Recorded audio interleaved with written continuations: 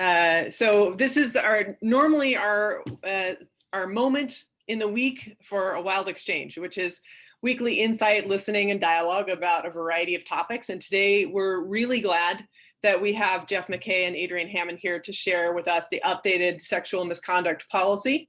And they can give you a little bit more context about how that came about. The Department of Ed changed some requirements last summer, and on top of COVID and a few other things. These two especially went to town on revamping this and getting the committees together to get our policies synced up with new requirements and equitable across the board. So really glad to have them here to share that information. This is always recorded. Wild Exchange is always recorded, and so we keep that on our YouTube channel, thanks to Avi, who is so fantastic about getting those uploaded every week. And that is also on the InfoCat too, so you can find all the backlogs for these if you need to revisit this training or share it with anybody else on your coaching staff. All right, with that, I think we'll turn it over to Jeff and Adrienne. Thanks for being here. Thanks for having us. Thank you for having us. We're going to share some slides and we'll get those loaded up here. Oh yeah, that's me. That is you. Let me share my screen.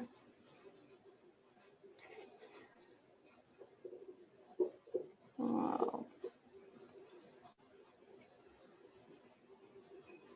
There we go. Can you see that all right? Yeah, there we go.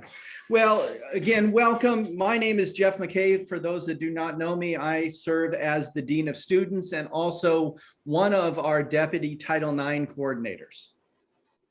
And I'm Adrienne Hammond. I am the Director of Student Rights, Responsibilities, and Community Engagement here at Linfield. I also serve as the Title IX investigator as well.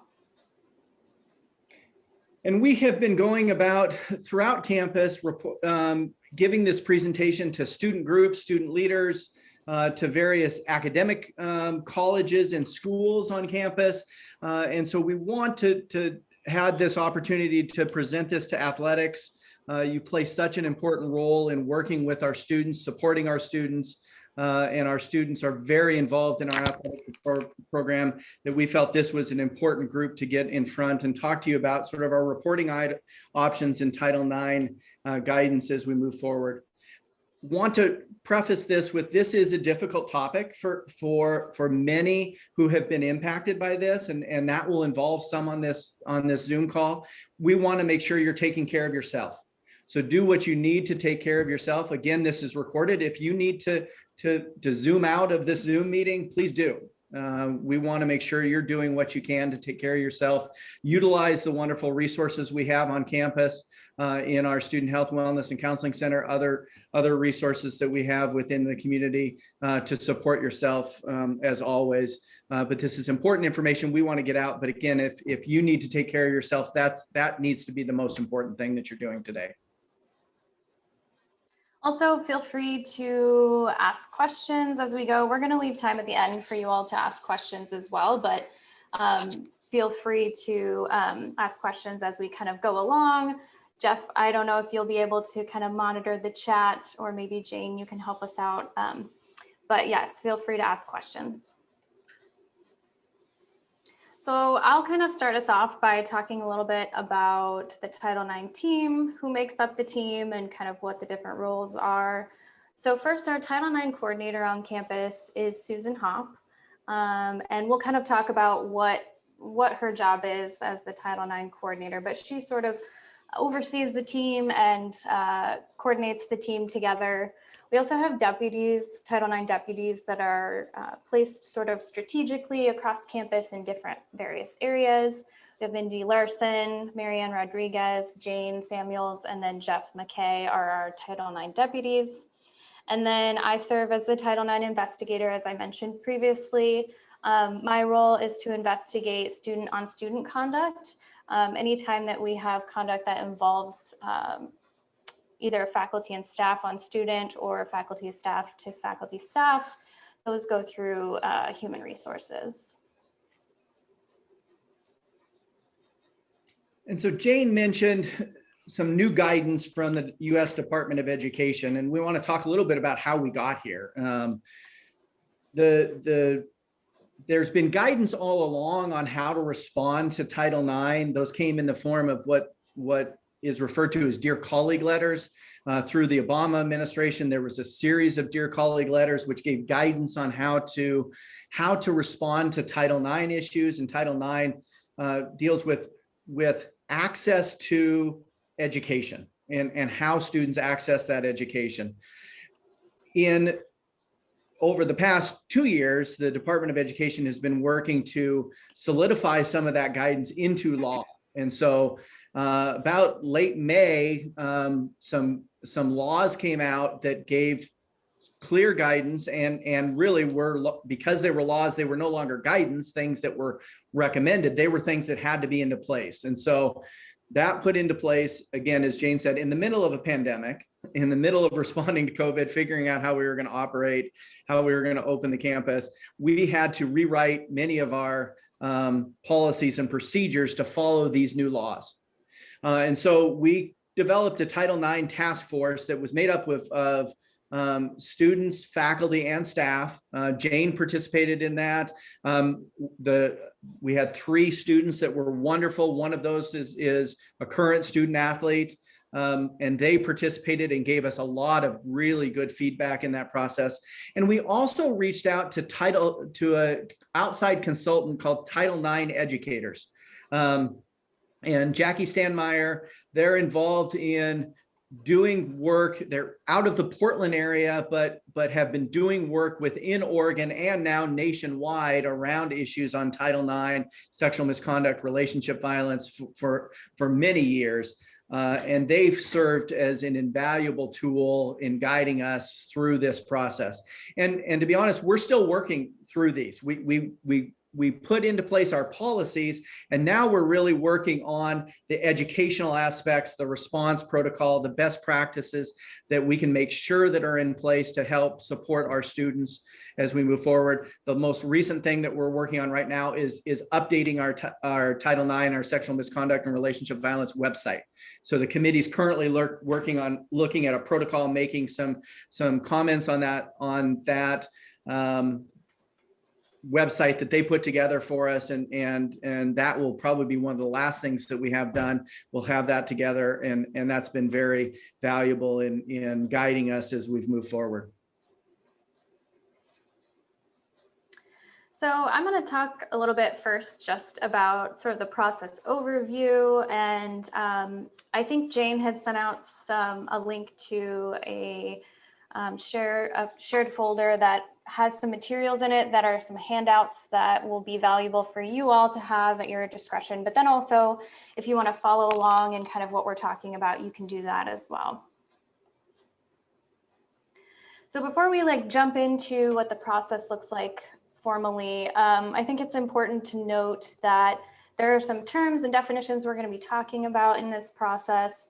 And one of the things that we received feedback from students on is that, these policies are very legalistic in their terms. And unfortunately, because of our obligations to the federal regulations, there's not a whole lot that we may be able to change about that legalistic language.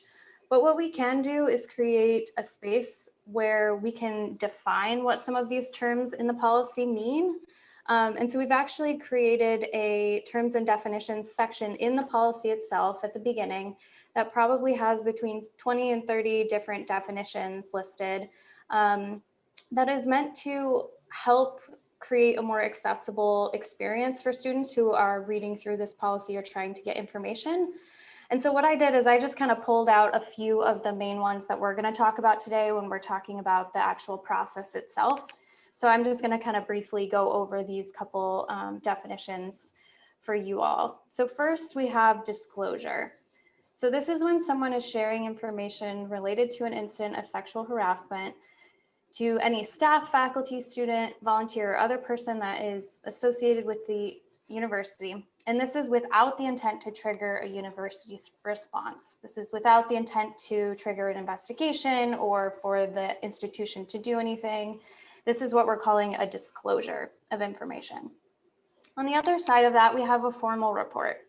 So this is actually a document that ends up being typically signed by the reporting party and is filed by the reporting party regarding sexual harassment against a responding party, and it's requesting the institution to take action. So this is the formal report that's asking the university to investigate or move forward. Now, I think the next piece, supportive measures, is sort of a natural progression, because when we look at supportive measures, I think it's really important to understand that students have the ability to access supportive measures regardless of whether they are sharing a disclosure or whether they are filing a formal report. So in either of those instances, they're able to access supportive measures. And supportive measures are going to be non-disciplinary or punitive services that are offered to either party during the process. And this can be things like no contact orders, it can be housing adjustments, moving courses around, or working with faculty on coursework. And these, like I said, can be accessed regardless of whether someone chooses to make a formal report or not. The reporting party is the individual who's the receiver of the conduct. That could constitute sexual harassment, and then the responding party is the individual who is the actor of the conduct. A process navigator. So this is one that we got some really great feedback from the students on our Title IX task force team. And they were, previously this role was called an advisor, but they gave us some feedback and said, you know, that can be kind of confusing because we also have our academic advisors. So we really dug down and tried to figure out a good name for these individuals that was reflective of what they were actually doing in the process. And so what we came up with was process navigator. So a process navigator is a person that either party has the ability to choose that can accompany them through the process. There are times that this could be an attorney, and we'll kind of talk about that as we look at the policies themselves and what the processes look like. But this is somebody who is going to be able to be with the reporting or responding party through the entire process and kind of navigate that with them. The institution does also offer trained process navigators as well. And these are faculty and staff who've been trained on the policies and what the process looks like to be able to help students through that. One of the things that we developed as a task force over the summer, and this is included in that SharePoint, is a flow chart, a way to sort of help students and a survivor go through the process of understanding what their reporting options are. What are their options as they go through? We know that someone who has been through an incident of sexual harassment, sexual misconduct, and relationship violence is seeing that through a trauma-informed lens. And we wanted to create as many opportunities for students and different ways that students can get this information, which is one of the reasons why we're redoing our website. But this flow chart, we feel, and you're seeing the top half here, Adrian will go through the bottom half of that flow chart. But we really wanted to try to, as best we could, outline the choices that students have as a survivor of sexual harassment. Starting from the left, a student coming forward who says, I just want supportive services. I do not want a report. I do not want an investigation. That would be a disclosure. We can still provide, as Adrian said within the definition, supportive services. We can still provide options for that student to make sure that they are feeling safe and that they can still access their education. And so students may want that. And then going all the way over to the far right side, a student may say they want to make a report. They want an investigation. And that would be a formal report. And then students have the option to still would receive those supportive services, but know that they are going forward and they want to do an investigation. They want a formal investigation. They're doing a formal report. And then where a lot of our students fall is really in that middle. They just want to talk to somebody about their options. And they want to know what choices do they have. And really our process is set up to allow students to have that choice. We want our survivors to have the ability to choose where they go with their story, where they go with their report, and it is their story, their report, and it's important that they have control over that. And so we want to make sure that students understand that. All of that information would go to Susan Hopp, our Title IX coordinator. And it's never too late for a student to come forward and say, this occurred to me. We get reports sometimes a year later after the incident occurred, and that's not too late. There is no time limit on this process. We can do a formal investigation as long as the responding party remains a student at the institution. Once they leave the institution, then our student code of conduct no longer can hold that student responsible for their behavior because they're no longer a student, but we can still do supportive services. We can still take the report, make sure that if the student left prior to their graduation, that they would have to respond to that conduct before they would come back. So if they transferred out and then all of a sudden decided they wanted to transfer back in, they would need to deal with that before we would allow them to transfer back into the institution. So they do have those options, and it's really never too late. And then again, access to supportive services. We want to make sure that students understand that they always have that option. If they only want supportive services and they're just doing a disclosure, or they're choosing to do a disclosure, they have options where they have that option to say, I just want supportive services, versus they want supportive services and they want an investigation. Now, you'll see in the supportive services only, there are some very rare situations where the college would need to move forward with on a report. Again, if this would be an instance of child abuse or danger to the campus community, and if someone said, well, I really don't want you to go forward, but we feel like there might be some child endangerment or some other things going on, we have some obligations to move forward. And we would always notify the reporting party that we have that obligation to move forward and to go forward with that process. I think another thing to note here as well is when students are talking about their options with the Title IX coordinator, one of the things that is also provided to them is the option to report to law enforcement as well. And the Title IX coordinator can either help them navigate it or help them get connected with somebody who can help them navigate the legal system in that process. And they are able to pursue that regardless of whether they choose to move forward with a formal report at the institution or not. So this part of the flow chart is really about the investigation, support and investigation side of things. So I'm going to kind of talk about what happens next for somebody who's choosing to move forward with a formal report and an investigation. So as Jeff mentioned, the Title IX coordinator is there to help explain the different options for a student, and then also will talk about which policy this particular report applies to. And I'm going to kind of walk through what that means. So when the federal Title IX regulations came out, I think that Jackie in T9 did a really good job of kind of giving us a visual of this, but you can kind of think of it as our policy on campus, our sexual misconduct and relationship violence policy, there you see on the right side, is kind of this big round circle. And then the federal Title IX policy is a smaller circle within that.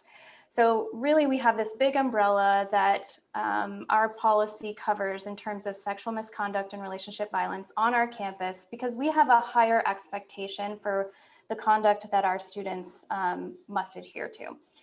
The federal Title IX policy, what the new regulations did is they sort of constricted what would rise to the level of being under the federal Title IX policy. However, we have not changed our outer bubble. So at this point, any reports that would be coming through, the Title IX coordinator would utilize the report and look at it against the scope and jurisdiction of what the federal Title IX regulations say we must utilize it against. And then if it rises to that level, the report will be processed as a federal Title IX report and it'll go through that process. If it doesn't rise to that level, we'll move it over to our sexual misconduct and relationship violence policy, and we'll process it in that way. So you can kind of see these policies really play out very similarly. There are just a few variations that you'll kind of see crop up because of our obligations in the federal Title IX regulations. So first is the investigation piece. And this is the part that is kind of my role. So this is the time when I would do interviews with those involved, the reporting party, the responding party, any witnesses that are provided, collect any evidence, and create an investigative report. And then the next step is the hearing. So that investigative report is submitted to the external decision maker. And this external decision maker is somebody who is not associated with the university. This is someone who will likely be a retired judge and will be brought in to hear the cases and be able to determine a responsible or not responsible. This is sort of where we start to see some variation happening. So in hearings under the federal Title IX regulations, we must allow for an attorney to be the process navigator. And that's kind of when I was mentioning it earlier. This isn't a time that if a case is going through the federal Title IX policy, we must allow that process navigator to be an attorney if the party chooses. Additionally, the federal Title IX regulations require us to allow cross-examination to happen during hearings as well. Within our sexual misconduct and relationship violence policy, we do not allow attorneys to be process navigators, and we also do not allow for cross-examination to happen during the hearings. The next step is the appeal process, and any party is able to appeal the decision that was made. And then after that, any sanctions and remedies would be put into place. It's also really good to note that there is substance clemency as well with these cases. And so what that means is that students won't be disciplined for violations of Linfield's drug or alcohol policies that occurred in connection with the disclosed conduct. I missed anything there, Jeff? Well, one of the things to maybe help explain the difference between the federal Title IX policy and the sexual misconduct and relationship violence policy is as Adrian, I think, very well explained, it really comes down to sort of jurisdiction. The federal Title IX policy, for example, in their new guidance or their new laws said that this will apply to cases in which they occur on campus or in campus controlled property. And so, for example, a sexual misconduct or a sexual assault that occurred off campus would not fall under our federal Title IX policy. But that is still behavior that we have always and will always want to hold our students responsible for. So if it occurs off campus, we would then put that under our sexual misconduct and relationship violence policy under our student code of conduct and would run that through that process, and that would be the difference. It also says in their new guidance that it has to occur within the United States. In their minds, they felt like since it's a United States federal policy, it can only apply to actions that occur in the United States. We have adjudicated cases that have occurred during our study abroad programs. And we would still do that. Those are still students. They're still held responsible for our student code of conduct, but they would just flow under the sexual misconduct and relationship violence policy rather than the federal Title IX policy.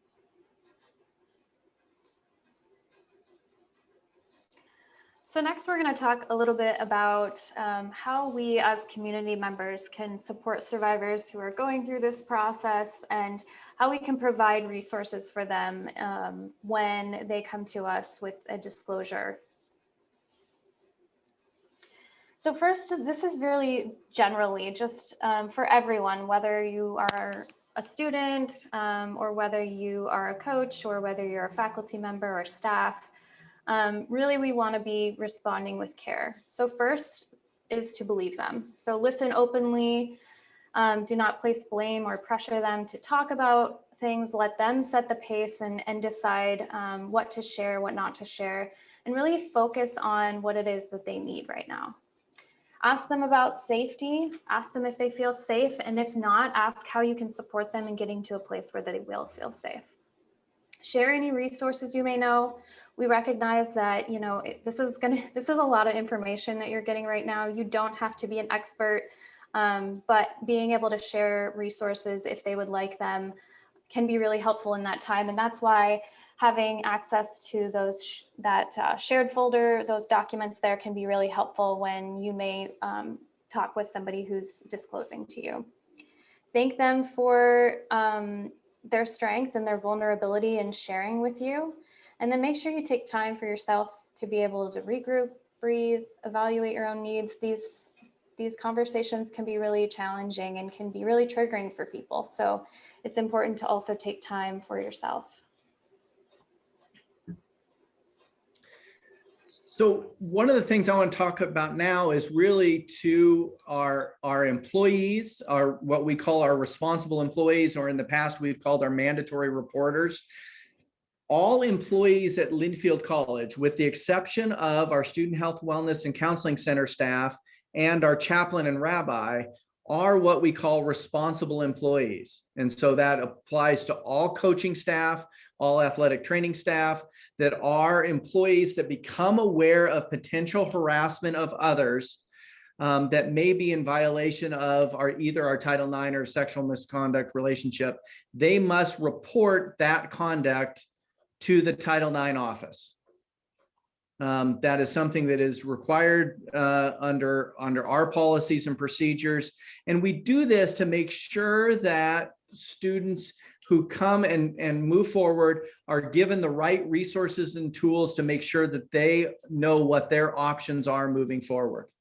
And we've had a lot of success with this. This is not a change in our process or procedures. This is something that we've been doing for years at Linfield. And we just want to make sure that everybody understands that that is as an employee. Now, this does not affect student employees, with the exception of our resident advisors. So student employees are treated as students in this regard. Our RAs, our resident advisors, because of their work in meeting with students and holding students responsible and taking in conduct complaints in general, are also seen as mandatory reporters, and they're trained on how to respond to students should they come forward, what that would look like. But we want to make sure that all of our current employees understand that they are a responsible employee, and how to move forward in if someone does come forward and disclose a sexual misconduct or sexual harassment issue.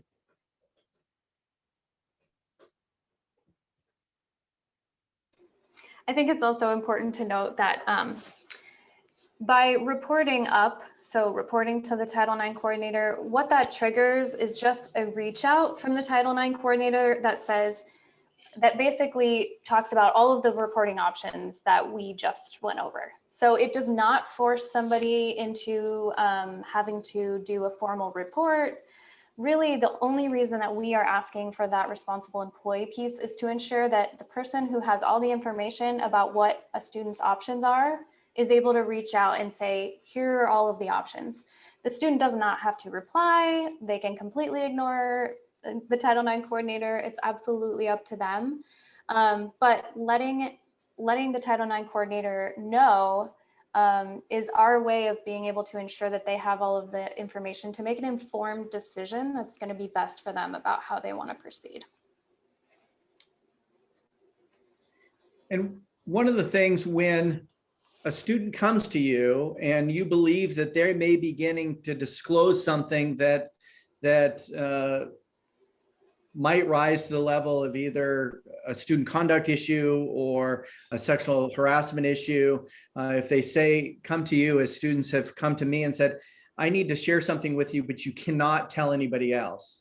I think it's important that you develop your own language to say, I value that you have come to me and that you want to share something with me, but I need to let you know that I am a mandatory reporter and I would need to share this up.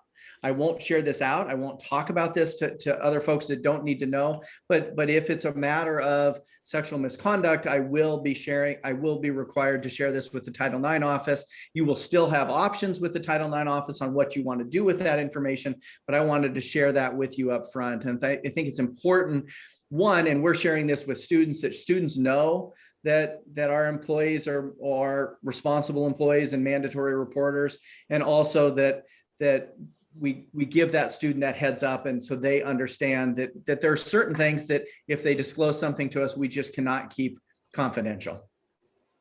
And then it's important for us as employees to know what those confidential services are, that the Student Health, Wellness, and Counseling Center are confidential services, that our chaplain, when the chaplain is operating as a chaplain, not when the chaplain is teaching a class. And so since our chaplain has a dual role right now, that gets a little confusing at times. But when the chaplain is operating as the chaplain, when the rabbi is on campus operating as a rabbi, those are our confidential resources. They can disclose information there that would not be shared with the Title IX office. And then I think it's important for us to refer students to that Title IX coordinator to make sure that they're connected. You can accompany that student along in that process. They have come to you for a reason. They've come to you because they trust you, and they want to share something that is very personal to them. And I think we want to value that. And so there is nothing that says, as a mandatory reporter or as a responsible employee, that you can't accompany them along and actually even sit with them in a Zoom meeting or in a meeting or a phone call with the Title IX coordinator. And we have lots of employees that have done that. And if that helps that student, that's something that I think is important to do. And then again, it's important for you to regroup, breathe, evaluate your own needs in this process. Reach out to the Title IX coordinator, reach out to one of the deputies on how to take care of yourself to make sure you understand what is going on in that process. One of the documents that we developed this summer is a disclosure response guide. And that guide would really help you through the process of how to walk a student through a disclosure. And we think that's a helpful guide that we hope will help our employees in really responding to our students. That again, students will come to you.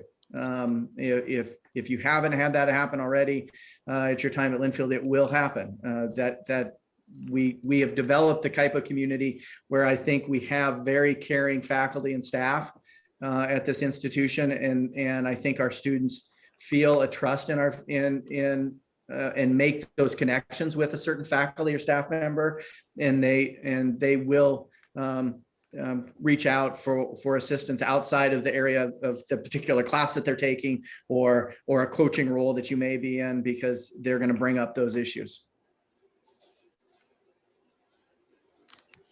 So now that we've kind of talked about things that we can do as community members to support survivors, I think it's also important to think about what things may occur that are unintended harm that can happen when we are working to support survivors in our community. And so oftentimes these actions, they are not coming from a bad place. The intent is not to create any harm, but the impact is there. And I think it's important for us to kind of talk through these and think about the way that we interact with survivors when they are coming to us. So the first is questioning details of their experience. So it's important to understand that a survivor can be re-traumatized by having to retell their experience over many times. So, and this especially can come up if somebody does choose to move forward with a formal report, because at that point, ultimately, they are going to have to share their experience with the investigator. And with that, we really want to reduce the number of times that a survivor has to retell their experience. So in that kind of time, what we're asking is for our community to support them by providing those resources we talked about and connection. So not through trying to get additional details of the events that occurred. Let them, like I said before, let them kind of guide the conversation and share what they would like to share. The next piece is personal opinions on choices. So the way that we can empower survivors to make decisions that are best for them is really putting those decisions back into their hands. So we can support them by providing those clear and neutral options. I think that the handout that we talked about does a really good job of saying, here are the options for you in a neutral way, so that we're keeping our personal opinions about what we think they should do out of it. Because ultimately, you know, the survivor is going to be the best expert in what it is that they need going forward. The last piece is failing to refer. So oftentimes when we have somebody that we care about deeply that's been harmed, it's very natural for us to want to take on a role that we are helping support them, and partially so that they know that we're here for them. But I think it's also important to acknowledge your own boundaries of knowledge. And when sometimes the best thing that you can do is to refer them to somebody else who's going to be an expert and has more knowledge about how they can be supported. I think it's also good to kind of understand the differences between saviorism and empowerment and how these can impact a survivor. So as I mentioned before, you know, saviorism really takes away a survivor's power. And what we want to be doing is empowering a survivor to make decisions that are going to be best for them, have a voice, and not take on the role of a savior, because that ultimately can cause more harm than good. Saviorism is really taking on the role of saving someone who has experienced trauma in an attempt to be the hero. And that's not necessarily saying that you're looking for the glory or anything like that. It's really, it can be coming from a good place, but the impact can be harmful. Taking action for the survivor or taking matters into your own hands, so not letting them sort of lead the journey. And then also judging any choices or giving personal opinions on what you think they should do. If they ask you or are looking for your thoughts, I think it's always good to kind of reflect back to them what is, you know, what asking them what they believe is going to be most helpful for them. And then expecting to be a part of the process or know the outcomes. And I think this can, again, come from a good place. You want to make sure that they're getting the care and the support that they need. But ultimately, once that process starts, really, again, letting them lead and sharing what they feel comfortable sharing with you. And if they don't share with you, knowing that that is going to be what's best for them. So empowerment looks like letting the survivor decide what it is that they want to talk about, when they want to talk about it, what choices are going to be best for them, and then also how and if they want to proceed with the process.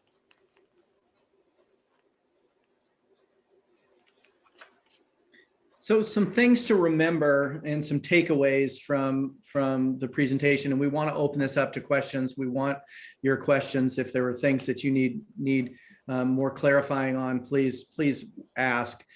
But we want the entire campus to know more about this, know more about our reporting options, to know more about what our resources are for students, how we can best support students. Please remember that the Title IX office and the Title IX deputies are working to provide resources to students, and that reports need to be funneled to that office so we can work with students to give them their options for reporting. And again, we will give students those options, and they have those options.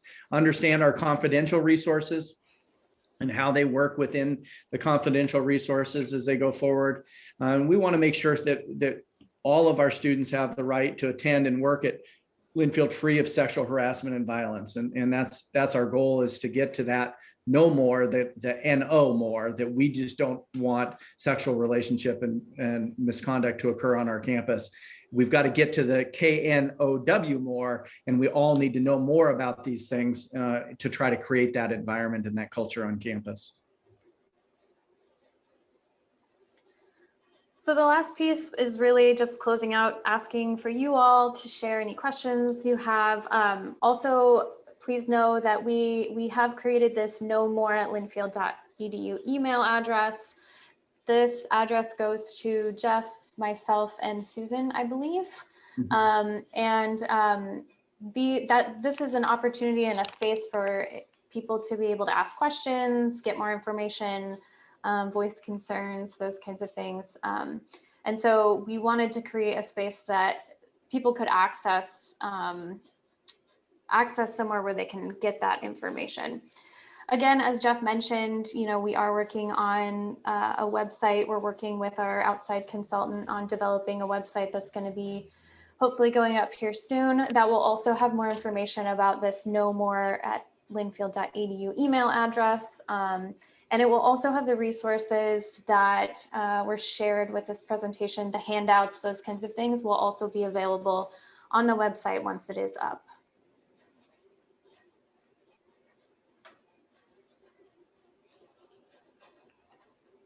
Thanks, you guys. Shoot, my phone's ringing. I have a question, but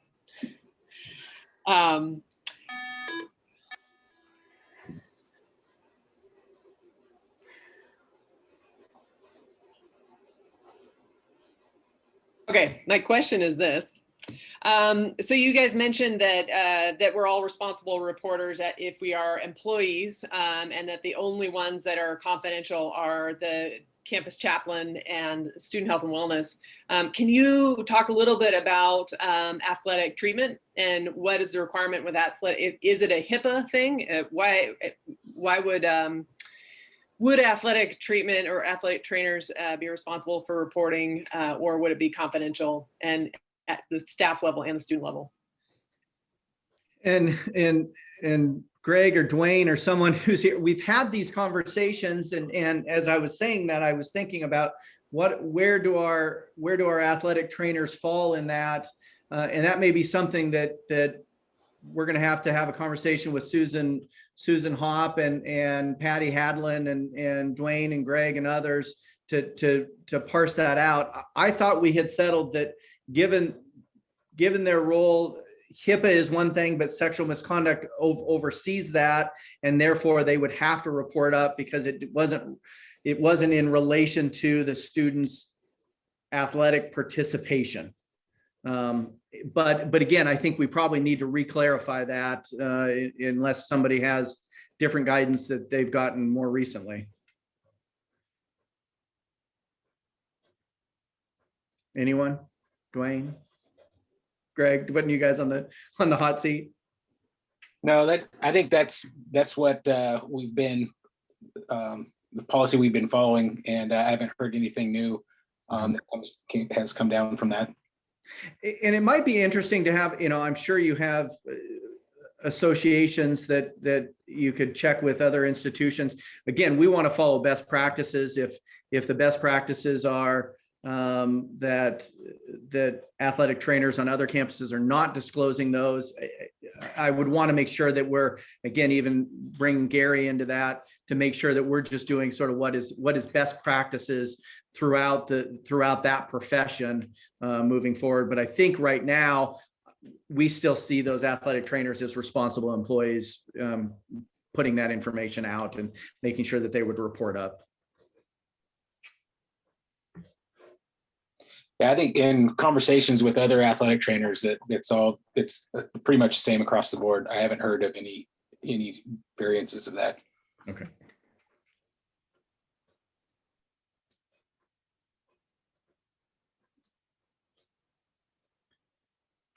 Other questions?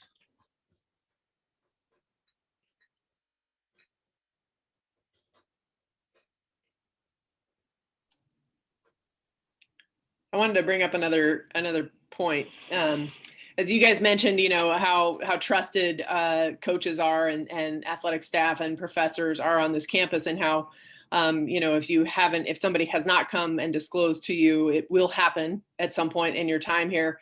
And I wanted to give a little bit more context around that too, and say that if somebody hasn't come and disclosed to you, it doesn't necessarily mean that it hasn't happened on your team. It also doesn't say anything necessarily about who you are as a coach and as a listener, because oftentimes there's so much stigma involved and so much shame involved that if you're the person that your athlete most respects on campus, you may be the person they don't come to, right? Because they're so concerned about any sort of judgment or any sort of like, what if they think I did something wrong? So just know that if somebody hasn't come to you, that's not a reflection of who you are as a coach. That just, it's part of the larger environment of creating a culture on our campus where we can talk about these things. And I think that the students that we have, I mean, it's any form of sexual harassment and sexual violence is going to create shame in the person who experiences it. But I do think that our athletes and our students now are so much more informed about these things that they, at least I have seen, that they seem more comfortable talking about the topic than at least when I was in school, which was a long time ago. So so there's that. So maybe maybe they are more comfortable with, but I do think it's part of our jobs as coaches and as staff here to make a culture where people can feel comfortable sharing, even though it's extremely difficult. Well said, Jane. I think that summarizes it very well.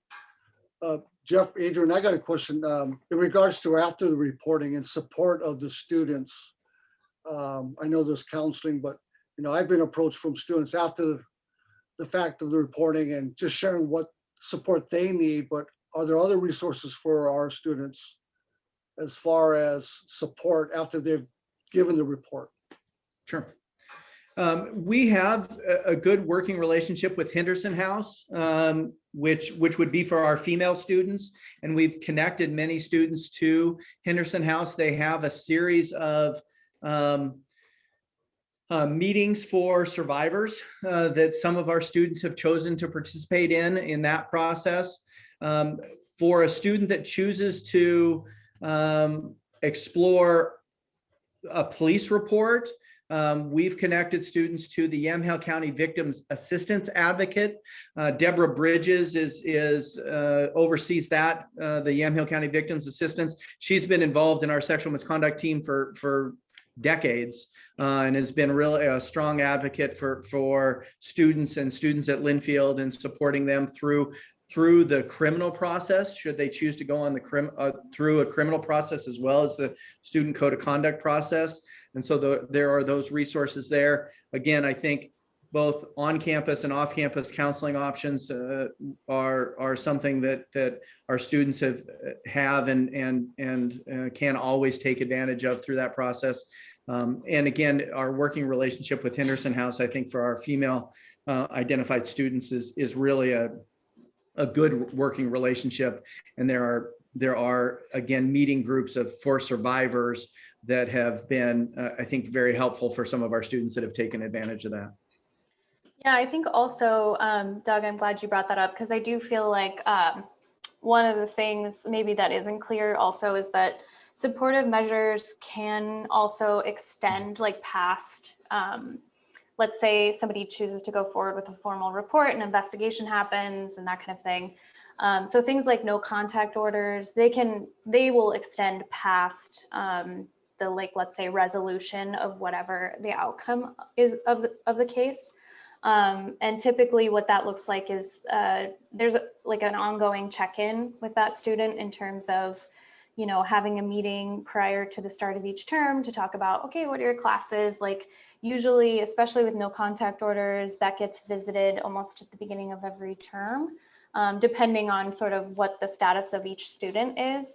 And talking about like, what are your classes? What are there certain places or things that you are concerned about seeing this person or interacting with this person? So yeah, those supportive measures are definitely not just necessarily for the moment, but can also extend past the investigation or the outcomes.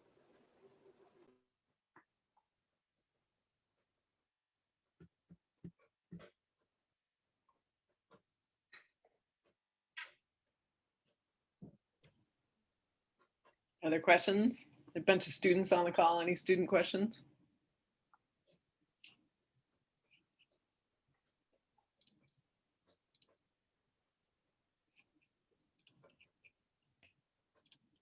I'm scrolling through the screens just to see if anybody has anything else. Gary, anything you want to add? No, I just want to extend my gratitude to Jeff and Adrian for doing another great job. I know I heard part of it on the Board of Trustees, and very, very important information appreciate very much you taking the time to share that again with us. So thank you.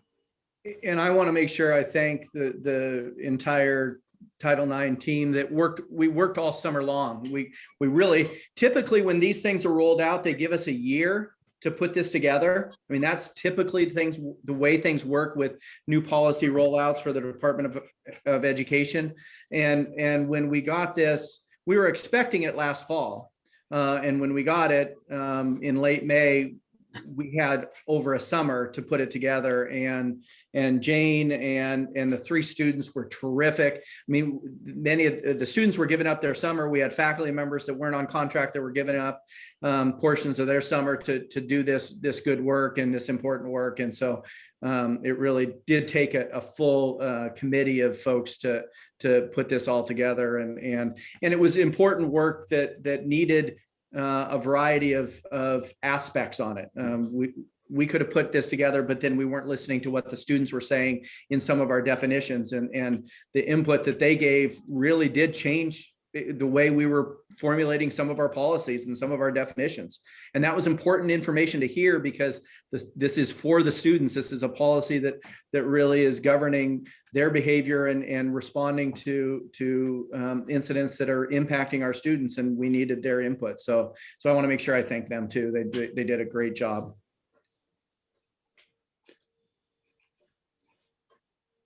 All right. Thanks, you too. Thank you so much for putting this together for us. And again, as I said before, this is recorded. So if anybody wants to revisit it, it will be on our YouTube channel, and I'll make sure that Adrian, you and Jeff have that as well. Yeah. Thank you everyone for being here, for putting the attention on this. It's really important, and it's important to have all of us as community members involved in protecting these procedures. Have a good rest of your day. Thank you, everybody. Thank you, everybody. Thank you. Thank you.